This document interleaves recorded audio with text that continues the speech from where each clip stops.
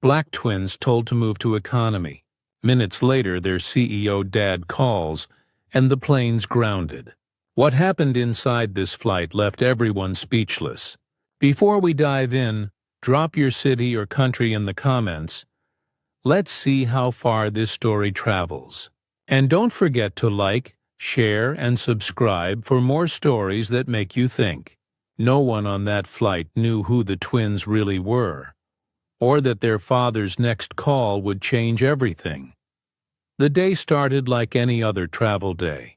15-year-old twins, Jada and Janelle King, were flying home to Atlanta after visiting their grandmother. They arrived early, checked in politely, and boarded before most passengers.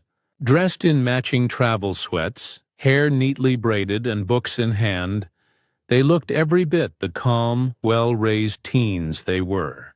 Their father, Marcus King, CEO of one of the nation's top airlines, had booked them first-class seats, not for luxury, but for peace of mind. He always said his daughters deserved to fly where they'd be treated with respect and safety. The girls found their seats, 3A and 3B, by the window, smiled at the crew, and quietly settled in. But as more passengers boarded, they began to notice the looks, curious eyes, disbelieving glances, and beneath it all, a silent question that lingered in the air. Do they really belong here? A few minutes later, a flight attendant approached. Her smile was tight, too practiced, too polite. "Excuse me," she said, voice soft but firm. "I believe these seats are reserved." Jada looked up, confused. "We're in the right seats. Here are our tickets." The attendant glanced at them but didn't actually look. "There must be a mistake," she said, folding her arms. "You two need to move to economy." Janelle's heart thudded. "Ma'am, our tickets say first class." The attendant sighed, her tone sharpening. "I understand, but these seats are for our premium customers." The words hung in the air like a blade. Premium customers. No shouting, no scene. Just an assumption, wrapped in a smile. And that was enough to make every pair of watching eyes burn with quiet judgment. The air in the cabin shifted. Passengers glanced, whispered, then looked away. No one said a word. One man muttered, "Maybe they should just go. No need to make a fuss." Jada's throat tightened. Janelle's hands trembled, but she hid them under her blanket. They could feel the stares, the silent verdict that said, "You don't belong here." They weren't new to judgment, but this felt different, heavier. They'd done nothing wrong. They'd followed every rule. And yet here they were, being asked to move as if their presence was a mistake. They exchanged a glance that said everything. This wasn't about seats. It wasn't about policy. It was about perception. And they both knew exactly what was happening. Janelle took a quiet breath and reached for her phone. She didn't want to cause a scene, but she knew what to do. One short message. "Dad. Problem." The words felt heavy but clear. For a few tense seconds, nothing happened. The flight attendant stood nearby, arms crossed. Then Jada's phone buzzed. A new message appeared. "Don't move. I'll handle it." Her pulse quickened. The girls looked at each other, half relieved, half scared. Whatever was about to happen next, they knew one thing for sure. Their father never made idle promises. Up front, the captain's phone buzzed. He frowned, glancing at the number flashing on the screen. It wasn't from air traffic control. He leaned toward his co-pilot, whispering something neither could quite process. Moments later, the intercom crackled to life. "Ladies and gentlemen, we're experiencing a short delay due to an operational issue. Please remain seated."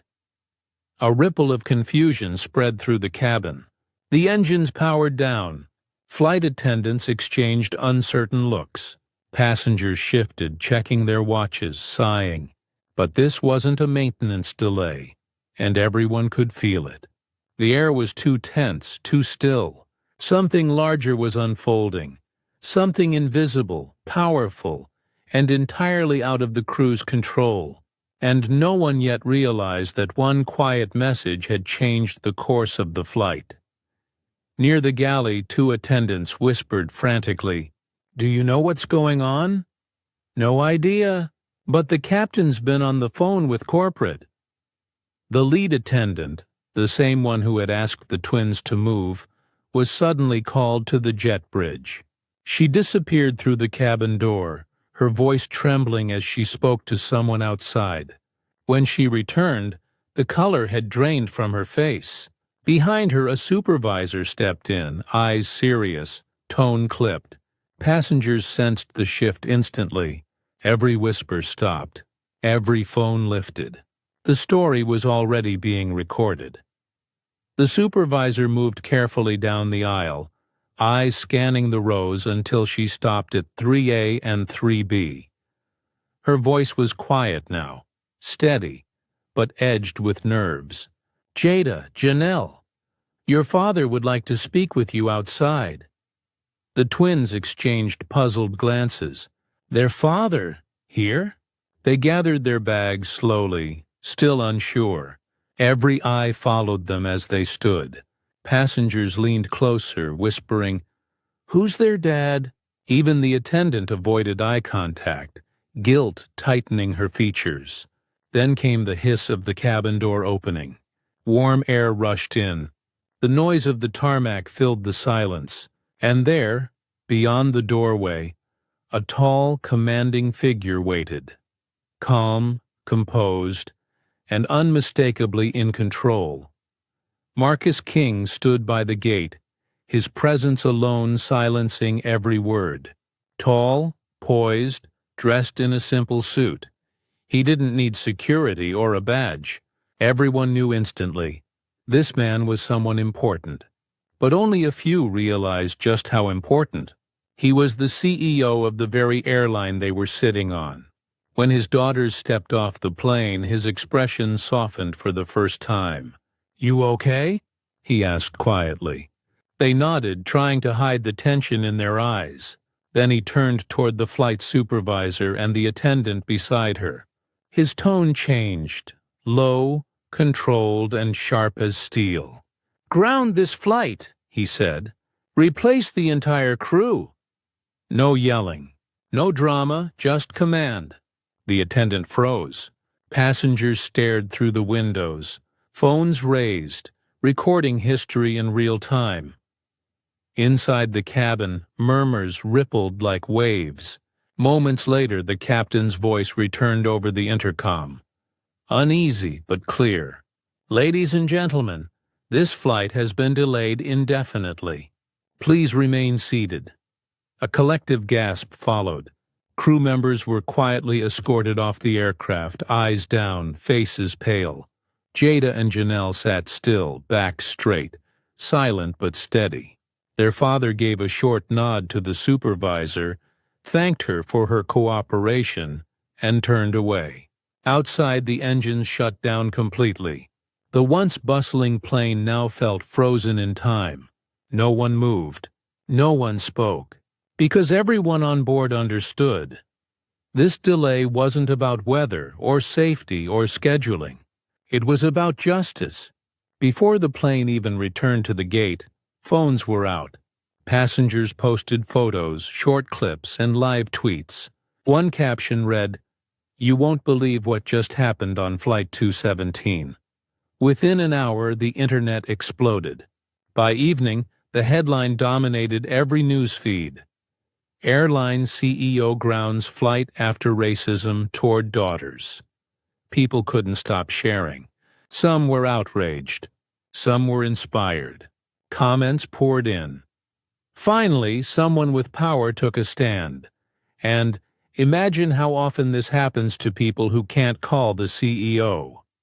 Hashtags trended nationwide. Clips hit millions of views. Every frame showed the same thing. Two young girls sitting quietly in their seats, while the world finally noticed the weight of what they'd endured. The story wasn't just viral. It was a mirror held up to everyone watching. By the next morning, the airline's headquarters released an official statement. They confirmed the incident and announced an immediate investigation. The crew involved was suspended pending review. Marcus King temporarily stepped back from operations to ensure transparency. News anchors debated, experts analyzed, and customers demanded change. Soon after, the company unveiled new policies: mandatory diversity and sensitivity training, anonymous passenger reporting, and stricter accountability standards for all employees. But more than a corporate response, it became a cultural one. This single flight had started a national conversation. A message echoed across social media and boardrooms alike. Respect isn't optional, and no one, no matter their background, should ever be made to feel they don't belong. A week later, Marcus King faced the cameras. His tone was calm, his words deliberate. This wasn't about power, he said. It was about protection. He paused, emotion breaking through the surface.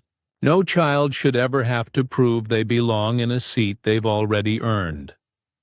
The reporters stayed silent. It wasn't just a statement. It was a truth that resonated far beyond the airline industry. He didn't defend his actions. He didn't need to. For many watching, he had done what every parent wished they could: stand between their children and a world too quick to judge. Jada and Janelle finally made it home. Their mother hugged them tight, holding on longer than usual. The house was filled with love, but beneath the warmth lingered something quieter, a scar that no headline could heal. At school, their classmates asked questions, some awkward, some kind. The twins answered with grace, their voices calm but stronger now. Across the country, people were still talking about them, not as victims, but as voices of change. Their experience opened eyes, reminded the world that even privilege can't protect you from prejudice. And yet in their calm resilience, they'd proven something powerful. Dignity is louder than discrimination. The narrator's voice softened. How many kids never get the chance to text the right person? A pause. How many stories go unseen?